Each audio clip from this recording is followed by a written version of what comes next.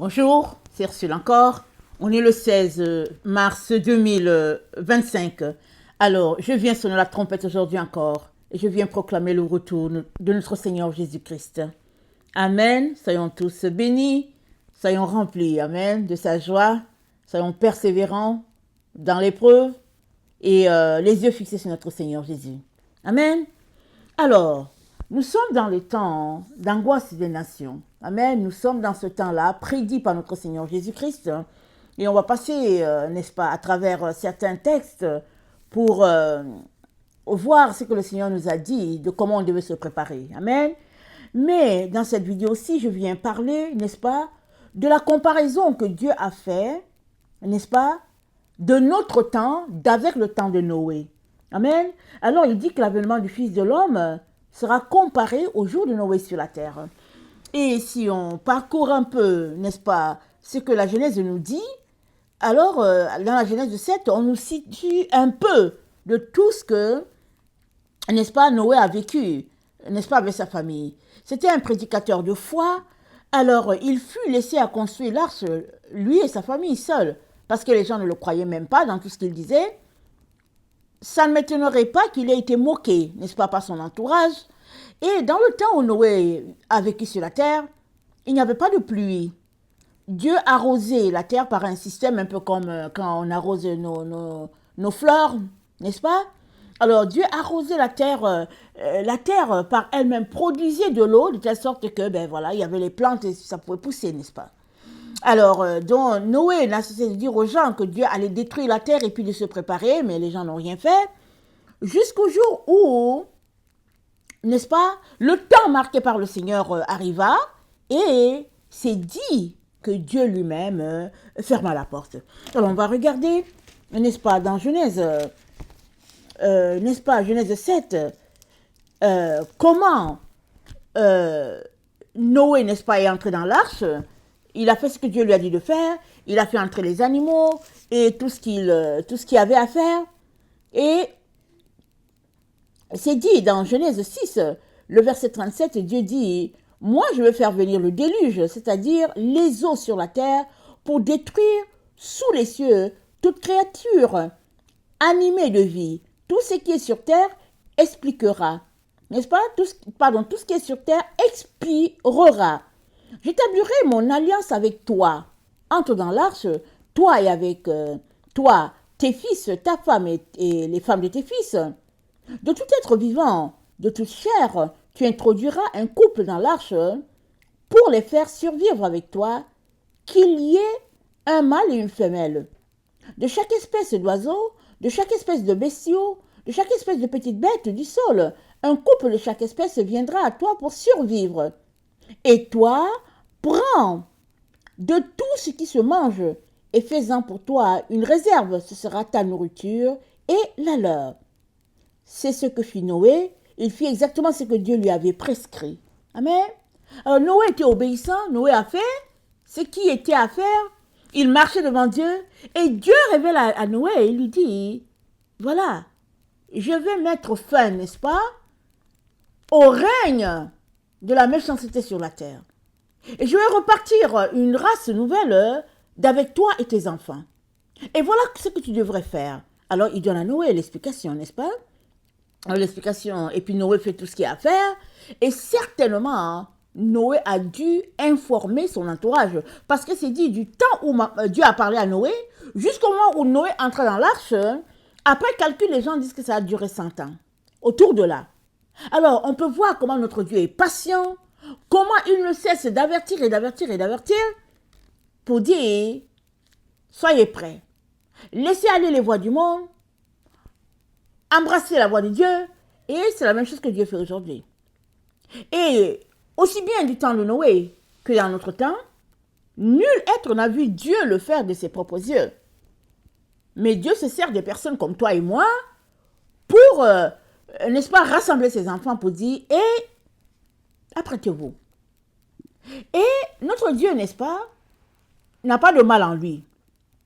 Mais le mal, c'est ce qui détruit l'homme. Et Dieu te dit, sors des voies du mal. Sors des voies du mal. Et nous savons combien le mal vient souvent gruger dans la vie de l'enfant de Dieu. Compliqué, problème très complexe. Jésus-Christ a dit, attendez, je vais vous donner un coup de main. On va régler le problème du mal là une bonne fois pour toutes. Je vais mourir pour eux et ce sera fait. C'est ce que Jésus-Christ a fait. Il a procédé à un échange. De telle sorte que, n'est-ce pas, le péché n'a plus pouvoir sur nous. Et si tu donnes ta vie à Jésus et que tu décides de faire de lui ton sauveur et ton maître, alors tu viens d'avoir la victoire sur le péché. Alors cela ne veut pas dire que tu ne vas plus tomber dans le péché, c'est pas ça. Ça veut dire que le péché ne règne plus sur toi. Ça veut dire que tu n'es plus, n'est-ce pas, sous sa domination. Tu es capable de voir un péché dans ta vie et dire, non, moi je ne veux plus pratiquer ce péché-là. Ça suffit le péché de gourmandise. Ça suffit le péché du mensonge. J'en ai assez, je ne veux plus. Et Dieu dit, en nous, n'est-ce pas, il a placé, n'est-ce pas, une espérance qui est là comme un encre, l'encre de notre âme, une encre de notre âme. C'est-à-dire, c'est planté en nous. Il n'y a personne qui peut nous enlever ça. À partir du moment où tu donnes ta vie à Jésus, amen, tu es rattaché à Dieu le Père, tu es rattaché à Dieu le Fils, le Saint-Esprit est en toi et tu es en connexion avec les autres chrétiens et même ceux-là qui sont partis depuis longtemps parce que Hébreux 12 dit, environnés d'une si grande nuée de témoins, courons, n'est-ce pas? Courons de manière à atteindre le but. Donc, vraiment, Dieu a tout fait, il a tout mis en place. La seule chose qu'il nous demande, c'est d'obéir à la voix de l'Esprit quand l'Esprit nous dit, va à gauche, va à droite. Amen.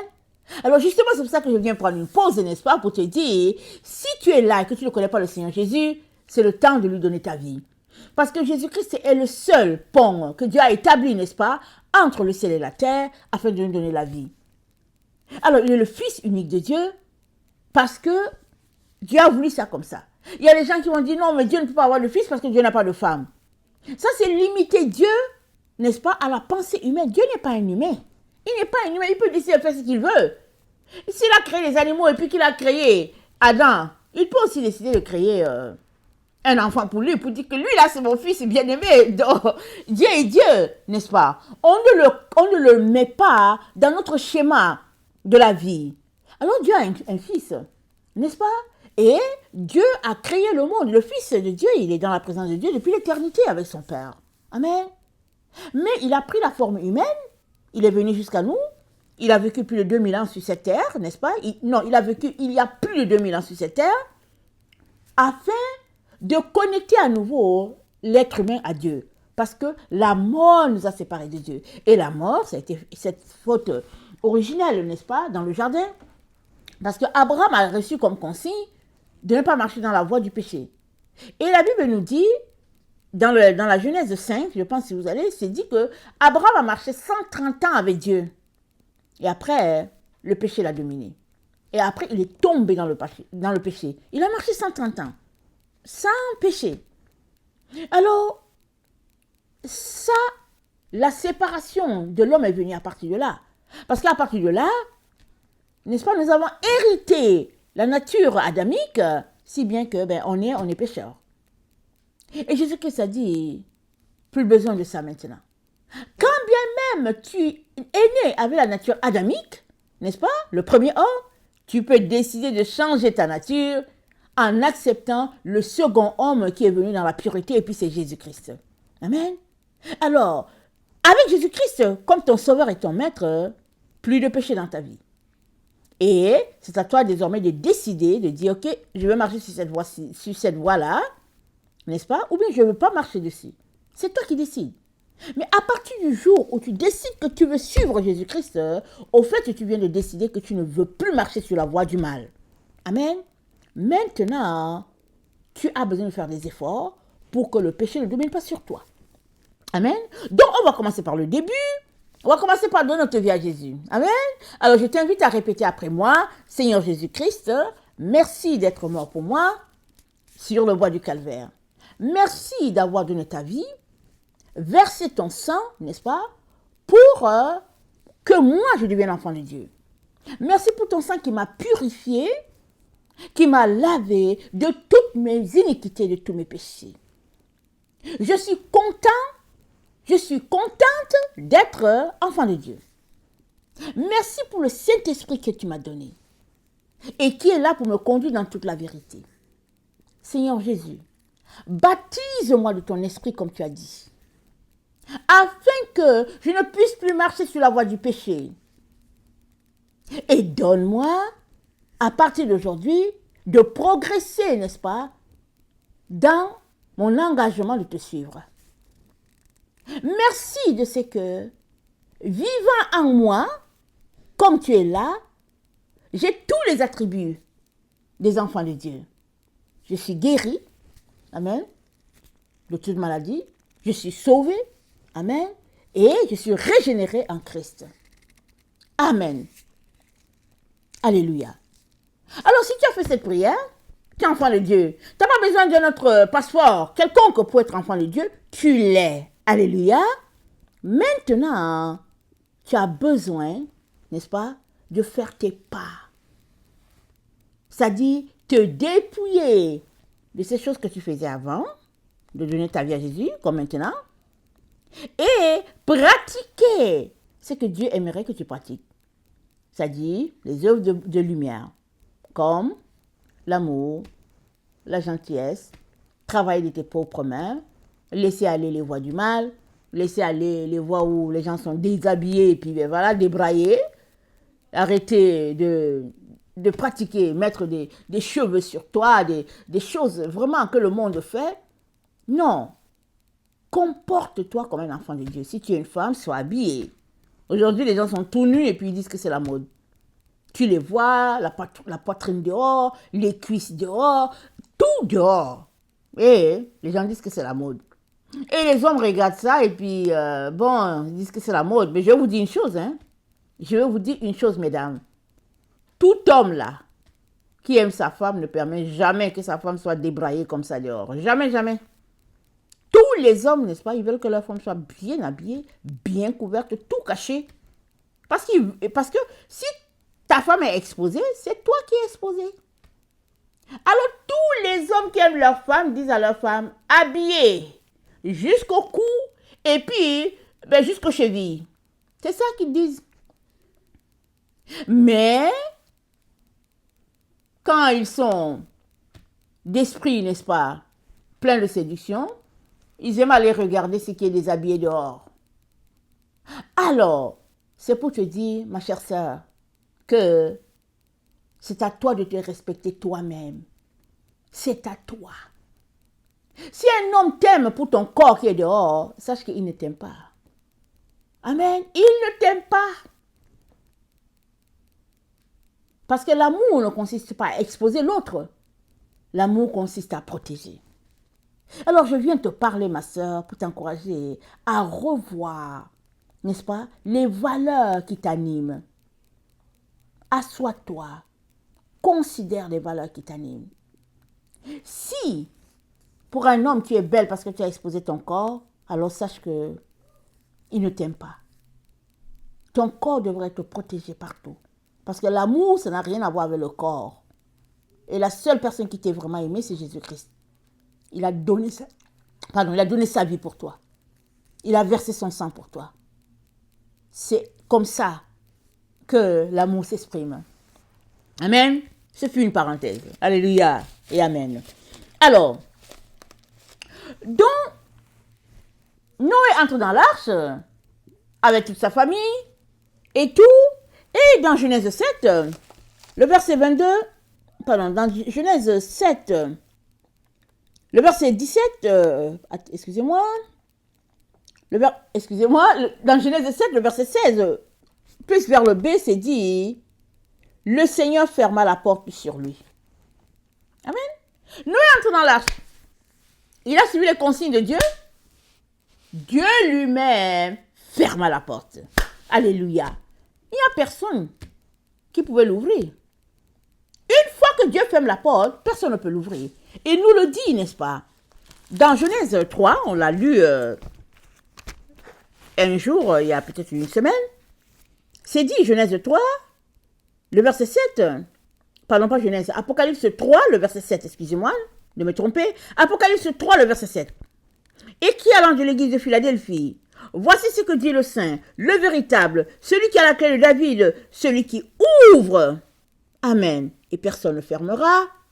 Et celui qui ferme, et personne n'ouvrira. Dieu lui-même a fermé la porte. Il n'y a personne qui pouvait ouvrir pour entrer. Mais avant que Dieu décide de fermer la porte, certainement, Noé avait prêché. Noé avait dit au peuple, répentez-vous. Il avait dit, répentez-vous et puis on va entrer dans l'arche. Mais, en fin de compte, Noé y est entré avec sa femme, ses 3 fils et puis ses brus. Question de comprendre que les autres n'étaient pas dedans. Les autres n'ont pas, en tout cas, accepté le message de notre Dieu et ils se sont retrouvés, n'est-ce pas, à être emportés par les eaux. Parce que c'est Dieu, amen, qui ferme, c'est Dieu qui ouvre, c'est Dieu qui approuve, n'est-ce pas, tes voies, et puis c'est Dieu qui les réprouve en disant, cette façon de faire, ça ne me convient pas. Amen. Alors, excusez-moi, dans une autre version, moi j'ai lu dans la version Taube, n'est-ce pas, et dans la version Louis II, pardon, c'est dit, Noé entra dans l'arche, et il entra dans l'arche avec Noé, mâle et femelle, de toute chair, et c'était fait comme Dieu l'avait ordonné à Noé. Et c'est dit, puis l'Éternel ferma la porte sur lui. Qui peut ouvrir quand Dieu a fermé? Amen, qui peut? Et Dieu nous le dit dans Apocalypse 3, le verset 7. Il dit, c'est moi, Jésus-Christ, qui a la clé de David. Si je ferme, il n'y a personne qui peut ouvrir. Si j'ouvre, il n'y a personne qui peut fermer. Et maintenant que la porte est ouverte, Dieu te dit, entre. C'est dit là, Apocalypse 3, le verset 8, le B, il dit, j'ai mis devant toi une porte ouverte que personne ne peut fermer. Donc il y a une porte qui est ouverte. Dieu parle à son enfant à l'église de Philadelphie, il y a une porte qui est ouverte. Dieu t'informe, toi, qu'il y a une porte qui est ouverte. La porte, elle est là, elle est ouverte. Il t'invite à entrer. Amen. Il t'invite à entrer. Donc, entre. Et laisse aller toutes ces choses qui t'empêchent de respecter les conditions de Dieu. C'est juste la séduction. C'est juste pour te détourner de tout ce que Dieu a mis en réserve pour toi. Les choses de ce monde, elles sont temporelles. Elles vont passer. Il n'y a aucun problème sur cette terre-là qui n'a pas de solution. Ça va finir par passer. Ça finit par passer. Les problèmes. Et un jour, te voilà.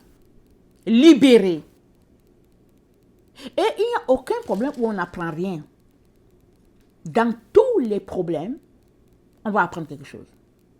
Dans toute situation où tu te trouves, tu vas apprendre quelque chose de cette situation-là. Amen. Parce que Dieu nous polit, n'est-ce pas? Peu importe la situation dans laquelle on se retrouve. Qu'on ait provoqué la situation ou pas. Voilà pourquoi Dieu te dit, mais pourquoi est-ce que tu vas passer ta vie à garder rancune à quelqu'un qui est contre toi? Pourquoi est-ce que tu seras aigri? Parce qu'il y a cette personne qui s'est mise là, elle a fait son plan contre toi et tout pour détruire ta vie. Mais pourquoi est-ce que tu seras aigri? Concentre-toi à avancer. Peu importe les barrières que la personne a mis, concentre-toi à chercher ton Dieu. Dieu va te dire où se trouve le trou par où tu vas passer pour t'en aller. Il va te dire. Parce que c'est ton Dieu, parce qu'il t'aime. La même chose est arrivée avec son serviteur, Paul. Les frères ont reçu la révélation que, oui, voici celui-là qui a parti cette ceinture. L'Esprit dit que les gens vont l'arrêter, les autorités vont l'arrêter, et puis on va les jeter en prison. Ils ont vu vrai. Ah, mais ils ont vu vrai. Ils ont commencé à pleurer, ils disent à Paul, s'il te plaît, ne pars pas, s'il te plaît, parce qu'ils aiment Paul. Paul a dit quoi? Est-ce que vous voulez m'empêcher de faire la volonté de Dieu? Excusez-moi. Vous voulez m'empêcher de faire l'œuvre de Dieu? Vous comprenez? On ne comprend plus rien. On se dit, mais quoi? C'est quoi son problème, lui? On veut l'empêcher d'aller en prison, mais lui, il dit qu'il s'en va faire la volonté de Dieu. Mais pourquoi est-ce que Paul a réagi comme ça? Mais c'est parce que Dieu lui avait parlé. Dieu lui avait parlé. S'il n'avait pas entendu Dieu, il avait dit que oui, ok, je vous suis. Et puis ils allaient créer un trou là, une cachette pour dire oui, cache-toi par ici, suis-nous, pourquoi on ne t'arrête pas? Mais Paul avait entendu Dieu. Paul a dit quoi? Mais si c'est là-bas que je dois partir, je vais partir. Paul est parti en prison.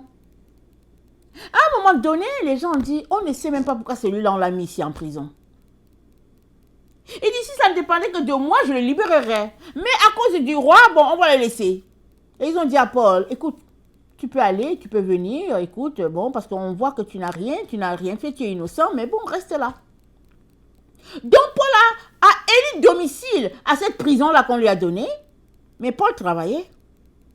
Il a passé son temps à écrire à ses enfants, à Tite, à Timothée, peut-être à écrire à Barabbas, je ne sais pas ce qui s'est passé, à qui il a écrit. Il a écrit aux gens de Galate, à Éphèse, il a écrit.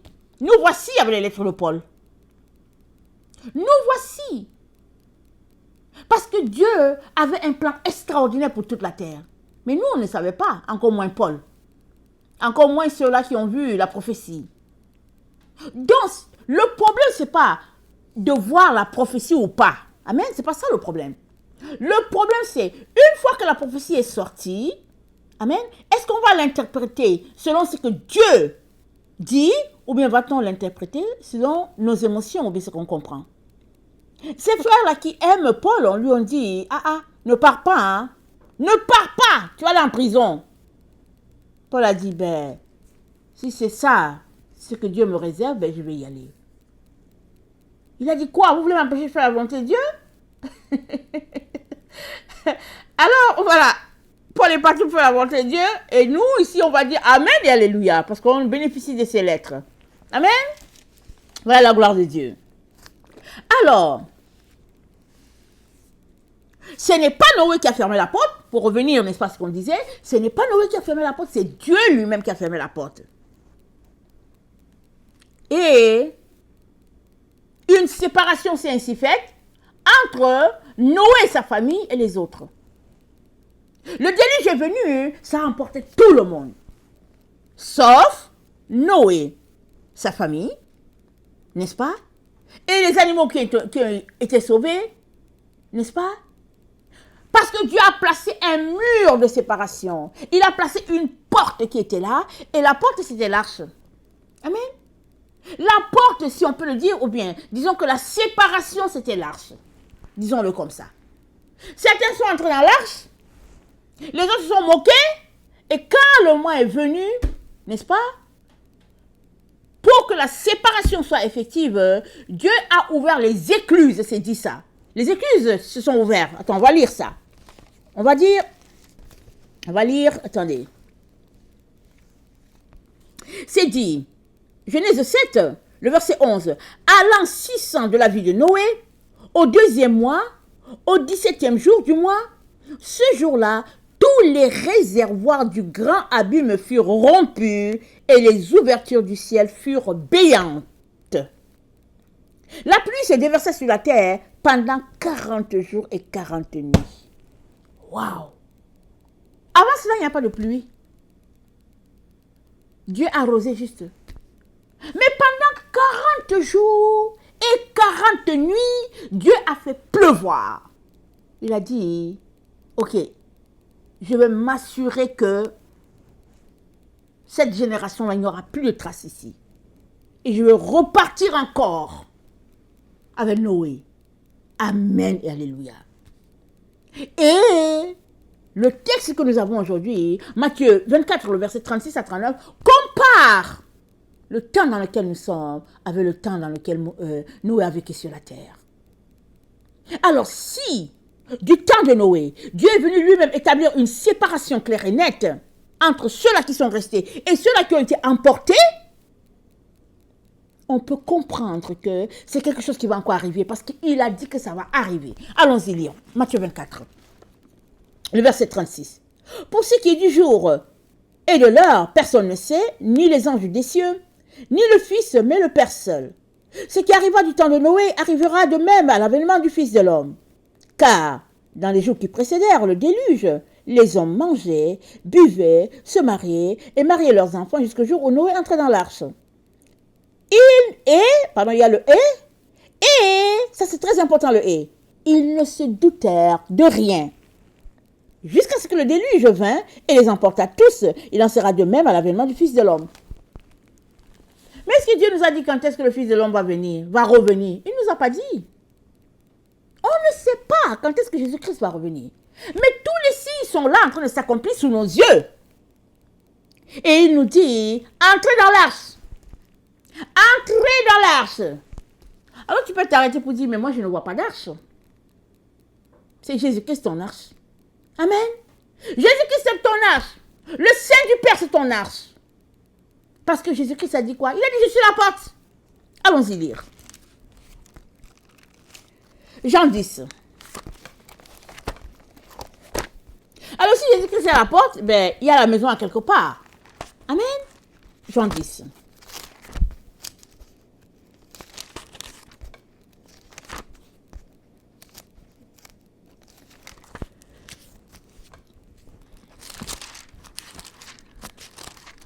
Excusez-moi. Okay. Dans Jean 10, Jésus dit, en vérité, je vous le dis, celui qui n'entre pas par la porte dans l'enclos des brebis, mais qui escalade par un autre côté, celui-là est un voleur et un brigand. Mais celui qui entre par la porte est le berger des brebis. Celui qui garde la porte lui ouvre et les brebis écoutent sa voix. Les brebis lui appartiennent. Il les appelle chacune par son nom et il les amène dehors. Lorsqu'il les a toutes fait sortir, il marche à leur tête et elles lui suivent parce qu'elles connaissent sa voix. Amen. Il dit quoi? Il dit, mais celui qui entre par la porte est le berger des brebis. Et Jésus-Christ dit, en vérité, je suis la porte. Jésus est la porte. Donc l'arche, tu ne les vois pas avec tes yeux, mais l'arche est là, c'est Jésus, c'est l'enceinte du Père. Si tu entres, ben tu entres dans la maison du Père. Tu es entré dans ses entrailles. Tu es enfant de Dieu. Alors si tu fais partie de ceux-là qui ont confessé maintenant que tu donnes ta vie à Jésus, allez, alléluia, amen, tu es dans l'arche. Amen. Tu es dans l'arche, tu n'as pas à craindre de quoi que ce soit. Le seul problème qui existe, c'est que plusieurs entrent dans l'arche, ils arrivent, ils regardent, ils trouvent que oh, tout est cool et tout. Et dès qu'on leur dit, bon voilà, il faudrait, n'est-ce pas, marcher de plus en plus proche de Dieu, alors ils font un pas en arrière, ils sortent. Ou bien ils sont dans l'arche et puis ils continuent de parler avec leurs amis sur les cellulaires. Et puis par-ci, par-là, et puis les amis disent, viens, on va aller prendre un pot de bière. Viens, on va aller faire ceci. Et puis les voilà partis. Et on peut donner plein d'anecdotes, n'est-ce pas, qui ont fait que plusieurs personnes ont débarqué. Très très souvent, ceux-là qui débarquent, il y a une attache avec quelque chose là-bas dehors. Et finalement, ils ont la difficulté à revenir. Ou bien, les vagues sont telles qu'ils n'arrivent plus à revenir. Parce qu'une fois qu'ils sont sortis, ben, la vague les emporte. Mais Dieu ne veut pas cela pour toi. Il ne veut pas cela pour toi. Il te dit, moi, Jésus-Christ, je suis la porte et puis entre. C'est moi qui ouvre, c'est moi qui ferme. Et puis je suis à la porte. Je suis là, je suis à la porte. Il dit, tu n'as pas à craindre. Maintenant, ce que toi, tu devrais faire, c'est de mettre ta foi en Dieu et de dire, ok, je fais confiance à Jésus. Jésus, tu sais comment tu vas me nourrir. Jésus, tu sais comment tu vas m'habiller. Et puis, anyway, si je meurs, ben, je suis avec toi. Partout où je suis, tu es là, Jésus. Alléluia, amen. Pourquoi est-ce que je crains? Pourquoi est-ce que je crains? Je suis avec Jésus, le Créateur. Celui qui m'a sauvé, celui qui m'a aimé, plus que tout. Alors, pourquoi est-ce que j'ai peur? Rien ne va m'arriver. Jésus-Christ a dit quoi? Ils sortiront, ils entreront et puis ils auront tout du pâturage. Donc, on n'a pas à craindre. Amen. Et c'est dit quoi? Il les appelle chacune par son nom, les brebis. Amen. Mais qui n'aimerait pas ça, se faire appeler? Tu es dans une foule et puis tu entends Jean. Tu es content, non? Tu es dans une foule, tu entends Mélanie, Alexandra. Mais tu es contente. Waouh, il y a quelqu'un qui connaît mon nom. C'est ça que Jésus-Christ est en train de dire. Il te connaît par ton nom et il t'appelle. Il ne te dit pas chose. Il ne te dit pas, c'est pas des noms bizarres là. Il ne te dit pas ça. Il ne te dit pas il, elle. Comme les certains disent, ils disent, appelez-moi il, elle. Mais Jésus-Christ ne fait pas ça. Il t'appelle par ton nom. Si tu t'appelles David, il va t'appeler David. Amen. Et il va te conduire sur le pâturage qui est pour toi. Si tu aimes manger des herbes avec du sel, il va t'en mettre. Si pour toi, tu aimes juste l'herbe comme ça sans sel, ben tu auras ton herbe sans sel. Ça dit, il a un régime pour tout un chacun. Un régime, n'est-ce pas, pour ta santé à tous les niveaux. Ta santé spirituelle, ta santé physique, ta santé morale, à tous les niveaux. Et si tu passais par des eaux, des moments difficiles, des moments de détresse, Jésus-Christ est toujours là pour te tenir par la main pour dire, mon fils, ma fille, lève-toi, continue ton chemin. Laisse cette histoire-ci, là, tu ne peux pas la régler. C'est trop compliqué pour toi. Continue ton chemin. Prie seulement pour ceux-là qui te fatiguent. Prie seulement pour ceux-là qui sont venus pour te mettre des bâtons dans les roues. Prie pour eux. Continue ton chemin. Parce que tu as un point de destination où tu devrais arriver. Alors que tu as ce point de destination où tu devrais arriver, il y a beaucoup de personnes que tu devrais conduire là-bas à ce point de destination. Mais pourquoi vas-tu perdre ton temps à discuter avec ceux-là qui te fatiguent? Il y a des gens sur la terre qui sont juste préoccupés par autre chose. Pourquoi? Parce que l'ennemi les a trompés. Au lieu de se concentrer sur leur propre vie pour dire, Seigneur, je vais avancer, ils se concentrent sur la vie des autres. Ils se concentrent à savoir comment ils vont faire tomber telle personne, comment ils vont faire pour faire ceci, comment ils vont faire. Mais ça, ce n'est pas nouveau. Ce n'est pas nouveau. Quand Jésus-Christ a marché sur la terre, la Bible dit, c'était évident que tout ce qu'il faisait venait de Dieu. Mais les pharisiens ont comploté pour savoir comment ils vont le faire mourir. Juste par jalousie. Pourquoi?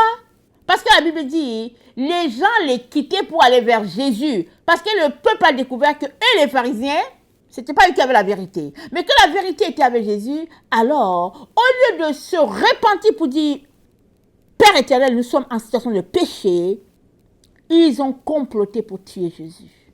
C'est ça qu'ils ont fait. Amen. C'est ça qu'ils ont fait. Et Dieu dit quoi? Dieu s'est manifesté là. Sa gloire, n'est-ce pas, apparut là, pour toute la terre. Après 3 jours, dans le trou, Jésus-Christ est ressuscité. Victoire, n'est-ce pas? Victoire pour toute l'humanité. Parce que Jésus-Christ a cloué la mort une bonne fois pour toutes.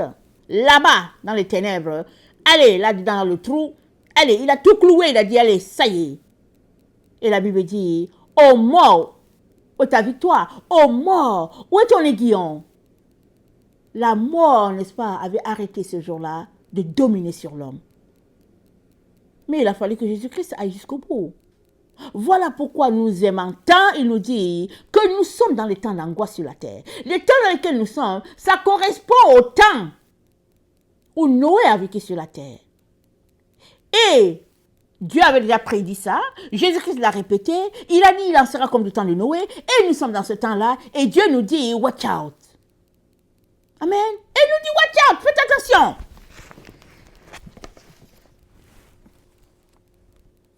Alors Jésus te connaît, pas ton nom, mais toi, est-ce que tu le connais? Amen. Est-ce que tu le connais? Et Jésus-Christ aimerait que tu le connaisses. Malgré le fait que tu lui aies donné ta vie aujourd'hui, Tu ne le connais pas.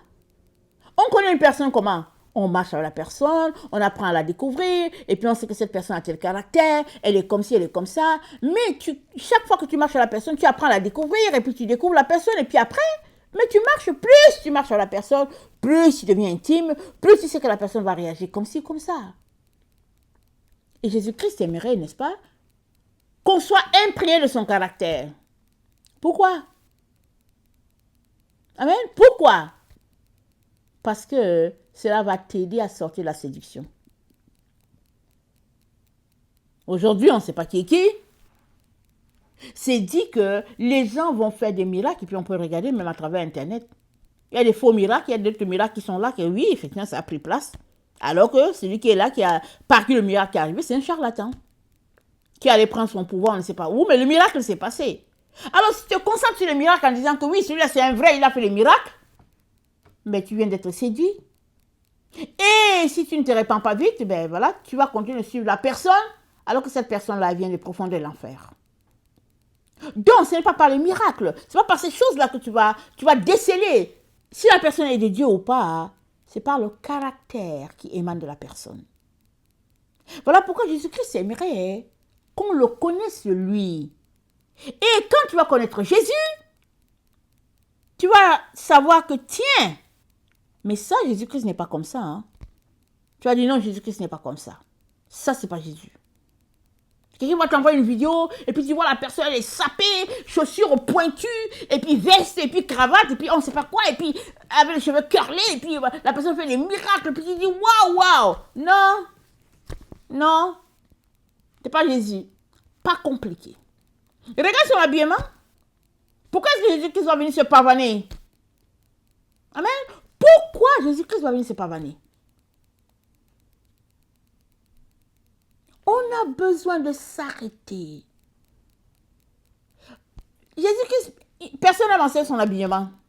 À part le fait qu'ils ont dit que sa tunique rouge, là, c'était tellement beau qu'ils ont tiré ça au sort. Ça, c'était au moment de la crucifixion. Et qui lui a donné sa tunique, là? Je ne sais pas si c'est Pilate qui lui avait revêtu ça. Jésus-Christ, je ne sais pas qui lui avait donné la tunique. Est-ce que c'était sa tunique d'origine? Je ne sais pas. Mais la tunique était tellement belle qu'ils ont dit non, on va tirer au sort. Il ne faut pas qu'on déchire ça, c'est trop beau. Ils voulaient profiter. Donc la personne qui a tiré au sort a profité de la tunique de Jésus. Mais sinon, nulle part tu ne vois qu'on dit hey, Jésus que sa robe était jaune, c'était rouge, et puis c'était bleu, et puis non, nulle part. Nulle part. Pourquoi? Parce que Jésus-Christ n'a pas mis l'emphase sur ces choses-là. Tu ne devrais pas non plus mettre l'emphase sur ces choses-là. Tu es appelé à chercher Jésus? Cherche-le. Jésus-Christ a dit quiconque me cherche me trouvera. Excusez-moi le mouvement de mon ventre, n'est-ce pas? Quiconque me cherche me trouvera. Nous sommes appelés à chercher Jésus jusqu'à le trouver. Amen. Et Jésus-Christ a dit quoi? Jean 10, le verset 10. Je suis venu pour que mes brebis aient la vie en abondance. Il est venu nous donner la vie exponentielle. Amen. Et Jésus-Christ a laissé tomber sa vie pour nous. Il s'est dépouillé. Il s'est dépouillé de riche qu'il était. Tout enlevé. Il est venu sous forme d'un serviteur. Un simple serviteur. Et il ne s'est même pas comparé d'égal à Dieu. Et il a servi, et quand il a fini, il est parti. Et son œuvre continue jusqu'à aujourd'hui. Et il aimerait que tu continues, n'est-ce pas? L'œuvre qu'a laissée les apôtres. C'est ça qu'il aimerait. Mais tu ne peux pas continuer cette œuvre si tu n'es pas préparé. On est dans le temps des angoisses, le temps où les nations seront angoissées. On est dans ce temps-là. Le temps de Noé, le temps de l'autre. Au temps de l'autre, la séparation qui a été placée par Dieu, c'était le feu. Amen. Les anges sont venus et puis ils sont allés pour détruire Sodome et Gomorrhe, mais ils sont passés d'abord dire bonjour à Abraham. Abraham les a reçus. Abraham a su que tiens, c'était les envoyés de Dieu, il les a reçus. Et Abraham a commencé à intercéder pour son neveu Lot pour dire, écoutez, parce que Dieu était à Sodome et puis Dieu a dit, est-ce que je vais cacher ce que je suis en train de faire à Abraham? Je ne veux pas le lui cacher. Pourquoi? Parce que Dieu révèle toujours à ses serviteurs, n'est-ce pas? À ceux-là qui lui obéissent, Dieu leur révèle ce qu'il est sur le point de faire. Alors Dieu leur révèle. Elle révèle à Abraham qui s'en va détruire Sodome. Abraham intercède pour l'autre. Et finalement, n'est-ce pas, Dieu dit, ok, si je trouve 10 personnes, je ne veux pas détruire. Mais, en fin de compte, il y a 4 personnes qui sont sorties de Sodome. Et même pour que les 4 personnes sortent, les anges ont dû faire pression pour pousser l'autre dehors, pour dire, sors vite parce qu'on va détruire la ville. Parce que les gens qui étaient là ont voulu faire violence sur la visite. Sur les anges qui étaient là. Les gens ont voulu faire violence sur eux. Mais, n'est-ce pas, les anges étaient là pour exercer un jugement sur la ville. Et Dieu a mis la barrière. Il a mis la séparation. La séparation, c'était le feu. Au temps de Noé, la séparation, c'était, n'est-ce pas, les eaux. Et à notre temps, la séparation, c'est quoi à notre temps? Amen. C'est quoi la séparation à notre temps? C'est Jésus-Christ lui-même. Il a dit, je suis la porte. Donc c'est lui, amen, qui sépare. Alors que tu aies été du temps des apôtres, que tu étais du 15e siècle, que tu es de notre siècle maintenant, tu as juste besoin d'une seule chose, donner ta vie à Jésus. Amen. Et la séparation va se faire.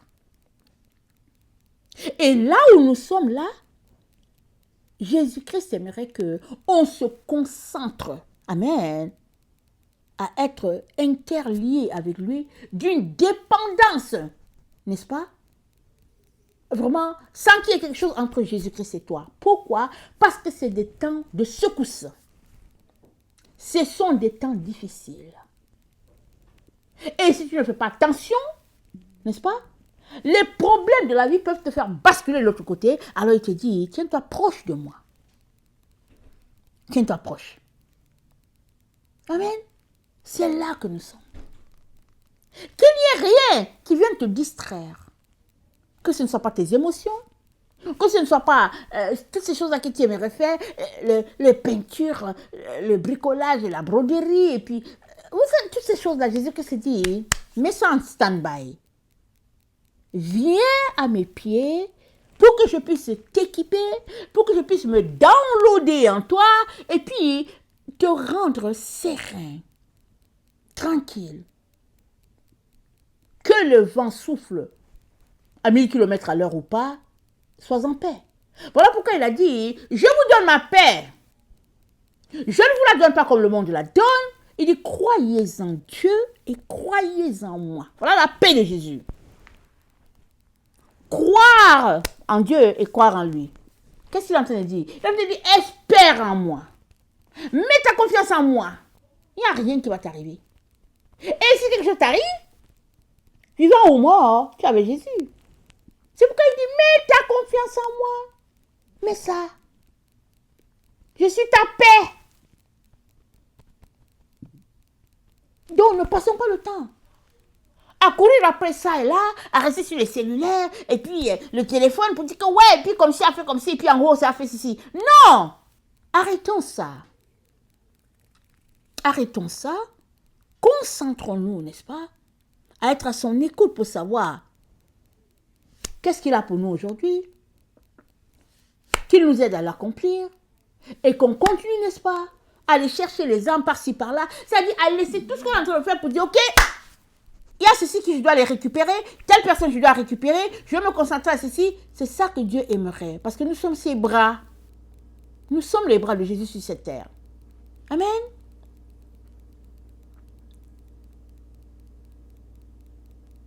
On n'est pas dans le temps de Noé, ok? Parce que dans le temps de Noé, c'est pas notre temps où la modernité et tout ça. C'est pas ça. C'est différent. Le temps de Noé était peut-être plus un temps propice vers les choses naturelles, mais on est environné de technologie et puis ça bouge partout autour de nous, n'est-ce pas? Mais Dieu dit, malgré que ça bouge, Dieu te dit, sois calme. Concentre-toi. Concentre-toi à être dans cette paix, cette quiétude-là que seul Dieu donne. Et Les choses se passent dans ce monde de telle sorte que les gens ne se doutent de rien. Ils passent le temps à accumuler l'argent. Ils accumulent. C'est-à-dire, on sait pas, disons qu'ils pêchent l'argent. Aujourd'hui, c'est plus facile, n'est-ce pas, d'avoir plein d'argent, des millions, plus que par le passé. Et les gens sont concentrés à ça. Ils courent après l'or. Et je ne sais plus, avec leur nouvel argent là qu'ils ont inventé, je ne sais plus c'est quoi. Est-ce que c'est le bitcoin ou bien je ne sais pas quoi. Mais les gens, ils courent. Mais c'est qui occupe ton cœur? C'est là que tout se joue. Et dans un temps propice, n'est-ce pas, à l'angoisse, tel que annoncé, tel que prophétisé, on ne sait pas de quel type sera l'angoisse, on ne sait pas. Mine de rien, ça fait il y a 5 ans qu'il y a une maladie qui a visité la Terre. Et les gens étaient surpris par quelque chose qui s'est passé. Et puis, ça a déstabilisé beaucoup de gens. Et puis, effectivement, notre façon de vivre a changé sur la Terre depuis lors. Mais, il y a encore un autre type d'angoisse qui arrive. Pourquoi? Parce que Jésus-Christ a comparé ça aux contractions de la femme quand elle doit accoucher. Les femmes, elles peuvent t'en dire beaucoup là-dessus. Les contractions, n'est-ce pas, font partie de la femme, surtout quand elle arrive, proche de sa date d'accouchement. Souvent, à partir de 7 mois, elle commence déjà à avoir des contractions, mais c'est rien. Mais c'est le corps qui se prépare, parce que l'enfant veut sortir.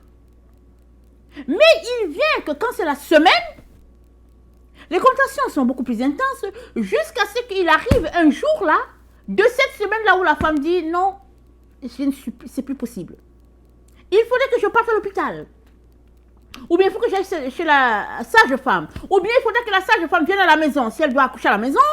Alors, la femme arrive à un stade où elle dit, je ne peux plus attendre, parce que les douleurs sont telles que difficiles. C'est difficile. Et le Seigneur nous dit, c'est pareil à l'avènement du Fils de l'homme. Donc, les douleurs vont aller crescendo.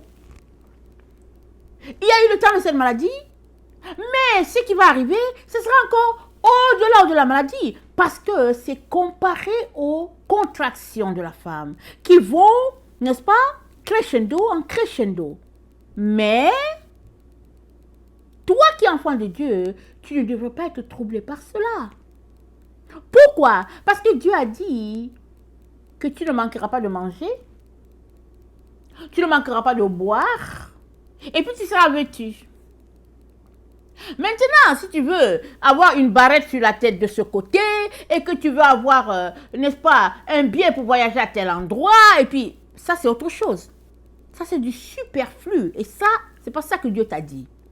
Il t'a dit de ne pas t'inquiéter du tout, mais de placer la priorité au niveau du royaume de Dieu, et toutes les autres choses, tu les auras. Et ce qui est spécial, c'est que les autres choses dont Jésus parle là, je vous dis, quand on s'arrête en toute sincérité pour les regarder, on se pose une bonne question, mais on a besoin de ça pour faire quoi avec? Amen. Parce qu'une fois que Jésus-Christ est dans ton cœur, la satisfaction, elle est là, elle est totale. Tu n'as besoin de rien. Tu as ton Jésus et c'est tout. Tout le reste n'est que superflu. Mais maintenant, si ton Jésus est secondaire, alors tu vas chercher, n'est-ce pas, tu vas chercher à assurer ce que tu appelles priorité. Et tu vas venir, n'est pas, après chercher Jésus pour voir s'il y a quelque chose dans Jésus-Christ qui t'arrange. Jésus-Christ te dit, si c'est comme ça que tu fonctionnes, alors il se pourrait que tu sois emporté par ces temps d'angoisse. Amen. Il se pourrait que tu sois emporté. Parce que l'angoisse, n'est-ce pas, elle ne vient pas de toi. C'est qui l'engendre? On ne sait pas. Mais Dieu dit que ça va venir. C'est inévitable. Ça fait partie de la contraction de la femme. Et la femme, c'est qui? L'église de Jésus-Christ. C'est ça. Pourquoi? Parce que Jésus-Christ veut une église pure, sainte, sans tache, ni ride. C'est pour ça qu'il est mort. Donc, il va s'assurer que la sainteté, n'est-ce pas, descende dans son église. Et tous ceux-là qui disent Jésus-Christ, nous acceptons tes conditions, n'est-ce pas? Jésus-Christ leur dit, je vous donne ma paix. Ils seront dans la paix. Et c'est tout.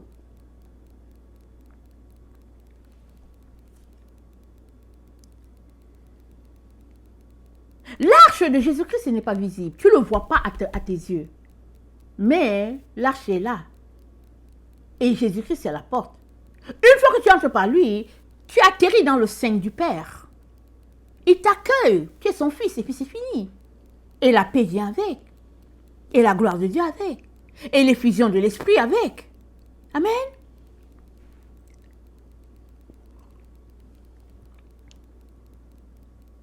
Luc 21, le verset 25. Luc 21. Excusez-moi, Luc 21, le verset 25, je vais lire dans la version Taube.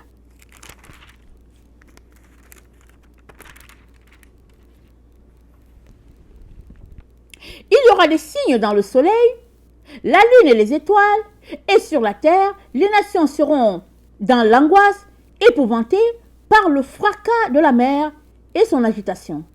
Tandis que les hommes défailliront de frayeur dans la crainte des malheurs arrivant sur le monde, car les puissances des cieux seront ébranlées. Alors, ils verront le Fils de l'homme venir entouré d'une nuée dans la plénitude de la puissance de la gloire. Quand ces événements commenceront à se produire, redressez-vous et relevez la tête car votre délivrance est proche. Délivrance de quoi? Délivrance, n'est-ce pas, de la chair. Délivrance, n'est-ce pas, des pressions de ce monde. Parce que Jésus-Christ vient établir son règne sur la terre. Il vient établir son règne. Plusieurs ont dit que non, on va quitter la terre, on va partir. Non. Attendez. Attendez d'abord. Jésus-Christ a dit, il vient établir son règne sur la terre. Alors tu pars où? Tu vas laisser Jésus sur la terre? Jésus-Christ a dit, lui, il vient établir son règne sur la terre. Allons-y lire Apocalypse 5.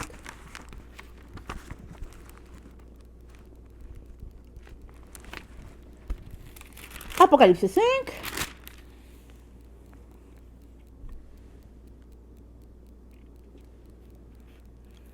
Attendez.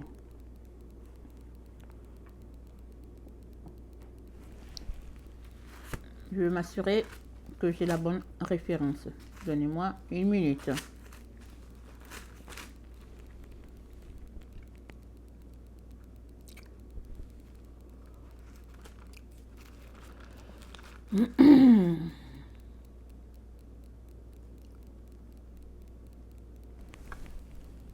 Apocalypse 5, le verset 9 à 10. Alors, il chantait un cantique nouveau. Tu es digne de recevoir le livre et d'en rompre les sceaux, car tu as été immolé et tu as racheté pour Dieu par ton sang des hommes de toute tribu, langue, peuple et nation. Tu as fait pour notre Dieu un royaume et des prêtres, et ils régneront sur la terre. Amen. Ils régneront sur la terre. Jésus-Christ vient. Mais il vient pour régner sur la terre. Parce que le règne, n'est-ce pas? Parce que la terre va connaître le règne de Dieu. Un règne de paix. Pendant 1000 ans. Mais ce n'est pas un règne de paix comme les hommes l'imaginent. Ceux qui ne veulent pas de Dieu vont continuer à mettre le trouble. Ils vont continuer à envoyer les angoisses sur la terre. Mais Dieu te dit, toi là, qui lui a donné ta vie, reçois ma paix, te dit Jésus-Christ. et commence déjà à régner. Parce que le règne est aux enfants de Dieu. C'est ça que Dieu dit. Commence à régner. Tu règnes où? Tu commences à régner sur toi. Amen. En prenant autorité, c'est ce que Dieu t'a donné, refusant que le péché domine sur toi, c'est là que tu commences à régner. Tu ne commences pas à régner sur l'autre là-bas en disant, hey, fais ceci et puis, hey, fais cela, il y a la poutre ici. Non, non, non, c'est pas ça. Tu commences à régner sur toi-même. Parce qu'avant cela, c'était le péché qui régnait sur toi. Alors tu commences à te débarrasser de toutes ces choses-là qui te gardent captif. Oui, tu veux tel gadget, tu veux telle télévision, la télévision qui était là, c'était 24 pouces, maintenant tu veux la 50, et puis, oui, tu veux faire ceci, tu veux voyager, c'est le temps de voyager, c'est le temps d'aller ici. Il faut laisser ça, hein. Il faut laisser ça. Parce qu'il y a des choses terribles qui arrivent sur la terre. Terribles. Seuls ceux-là qui marchent devant Dieu, n'est-ce pas, vont recevoir cette paix-là de Dieu et des alarmes, n'est-ce pas, leur disant, bouge pas, bouge, va ici, va pas, reste tranquille. Mais si tu es quelqu'un qui est habitué à, tu te lèves et puis tu dis que, ok, aujourd'hui je m'en vais au Bangladesh, tu sautes dans l'avion. Demain, ok, je m'en vais au Pérou, tu sautes dans l'avion. Mais bon, tu ne sais pas ce qui va arriver. Malgré le fait que tu as l'argent et que tu es une femme d'affaires, un homme d'affaires prospère, puis on peut continuer.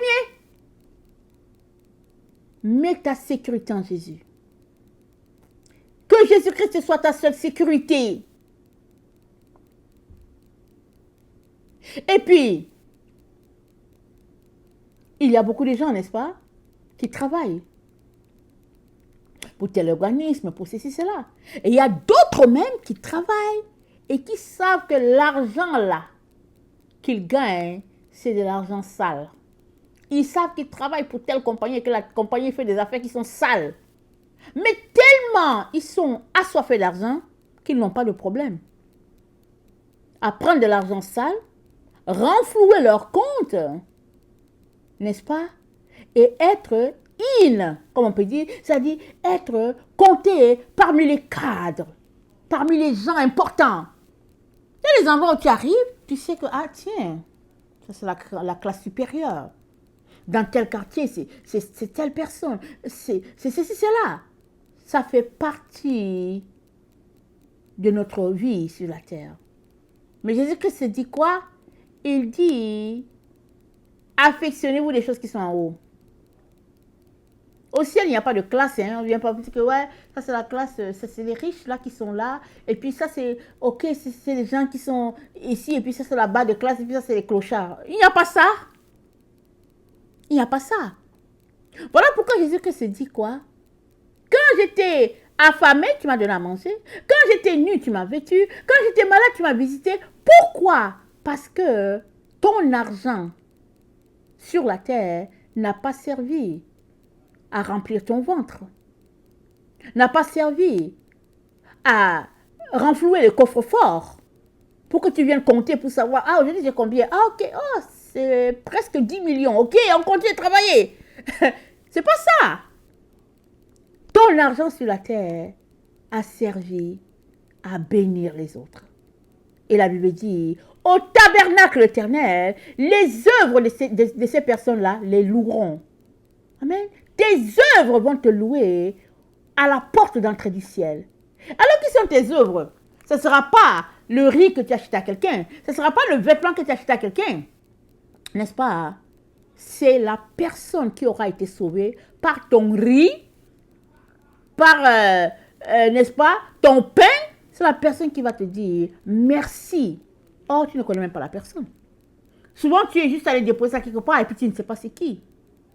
Et ça a marché, c'est arrivé. Et puis finalement, l'œuvre a été faite par quelqu'un d'autre. Quelqu'un d'autre est venu prêcher. C'est quelqu'un qui était là, assis sur un banc. Mais toi, tu viens de déposer la nourriture, là, la personne a juste mangé. Et un autre est venu prêcher, et puis la personne a écouté le message, il a donné sa vie à Jésus. Et tu seras compté parmi les gens qui ont amené cette personne-là à Christ. Or, c'est Jésus-Christ qui fait tout le travail. Amen. Voilà comment notre Seigneur est bon. Très bon. Amen. extraordinairement bon. Alléluia. Et il te dit, c'est le temps des angoisses des nations. On est dans ce temps-là. Je vais donner un petit brief, n'est-ce pas? Avant que la maladie, il a dit à 5 ans, soit annoncée, tout allait bien, n'est-ce pas, sur la terre, et puis on montait, on descendait, on faisait nos choses. Mais avant que la maladie vienne, on sentait seulement dans l'air qu'il y avait quelque chose qui arrivait. Et quand on se parlait avec les autres chrétiens, on se disait, mais c'est bizarre, mais on dirait qu'il y a quelque chose qui arrive. Mais le Seigneur me dit de faire attention, mais on dirait que, bon, voilà. On se parlait, mais on ne savait pas c'est quoi. Ça se sentait dans l'air. Pour qui? Pour les enfants de Dieu.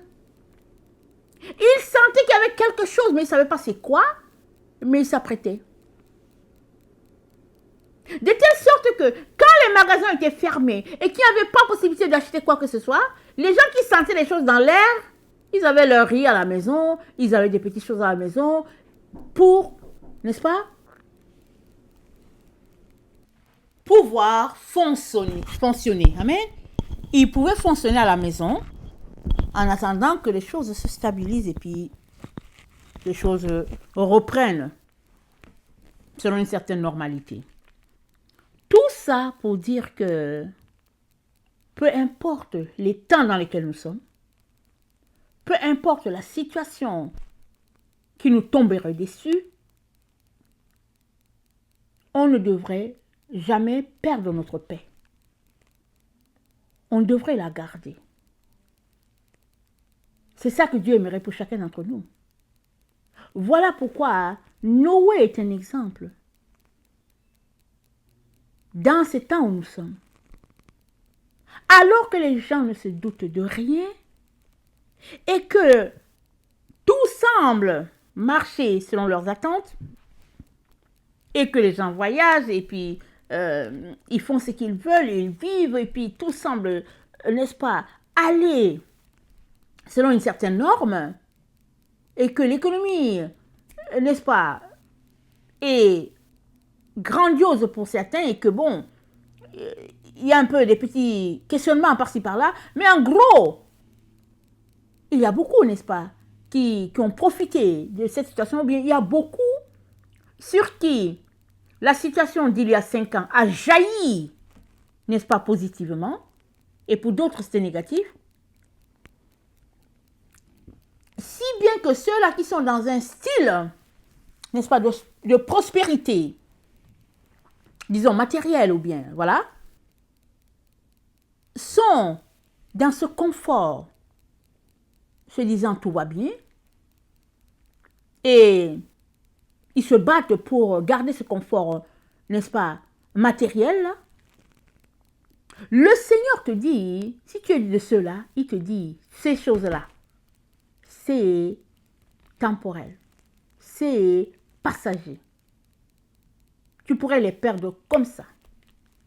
Autant tu les as accumulés, autant tu peux les perdre comme ça. Et si tu les perdais, perdrais-tu aussi ta paix? Parce que ce qui est le plus important là où nous sommes, c'est que la paix de Jésus-Christ t'inonde et soit la seule chose qui assure, n'est-ce pas, ta sécurité. Parce que la paix de Jésus-Christ en toi témoigne de la présence du Saint-Esprit en toi. Témoigne du fait que tu es assis au pied de ton Seigneur et qu'il n'y a rien qui puisse venir te perturber, te déloger. C'est ça que Jésus-Christ aimerait pour toi. Je terminerai, n'est-ce pas, en lisant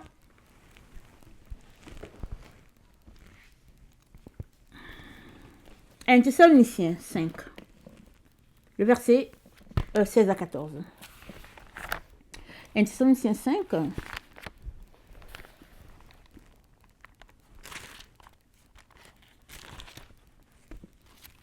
le verset 16 à 14.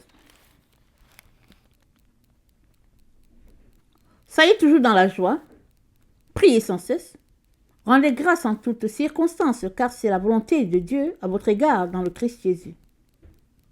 N'éteignez pas l'esprit, ne méprisez pas les paroles des prophètes. Verset 23. Que le Dieu de paix lui-même vous sanctifie totalement. Et que votre esprit, votre âme et votre corps soient parfaitement gardés pour être irréprochables lors de la venue de notre Seigneur Jésus-Christ. Celui qui vous appelle est fidèle, c'est lui encore qui agira. Que le Dieu de paix, n'est-ce pas, lui-même vous sanctifie totalement, corps, âme et esprit. C'est ça que l'apôtre Paul nous a dit. C'est ça que le Seigneur aimerait pour chacun d'entre nous. La paix, la plus totale, dans ce temps où nous nous trouvons.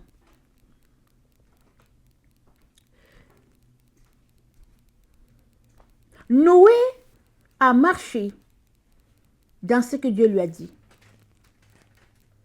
Il a obéi. Et Dieu lui a dit, en tout cas, je vais détruire. Mais je vais te garder toi, parce que toi, tu m'écoutes. Et Dieu nous dit que les temps qui vont précéder la venue de notre Seigneur Jésus, ça sera comme au temps de Noé. C'est-à-dire un temps où il y a eu une séparation entre des personnes, si bien que la terre s'est retrouvée à être divisée en deux. Aujourd'hui encore, c'est pareil. Il y aura séparation. Et elle est déjà en cours. Et dans le fond, ce n'est pas Jésus-Christ qui te rejette. C'est toi-même qui choisis de suivre Jésus ou bien de le rejeter. Et de ce fait, la séparation se fait. Parce que Jésus-Christ étant venu sur la terre il y a plus de 2000 ans, il a placé, n'est-ce pas, la barrière.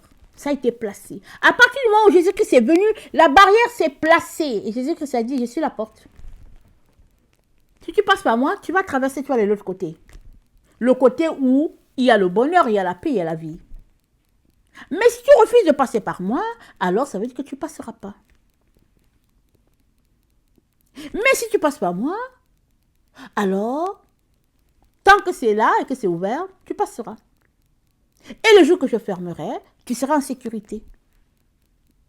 Et Jésus-Christ te dit aujourd'hui, ce 16 mars 2025, peu importe l'endroit où tu es sur la terre, peu importe le problème que tu as, Jésus-Christ te dit, viens à moi. Décharge-toi sur moi de tes problèmes. Il y a des problèmes qui sont tels que tu ne peux pas trouver la solution.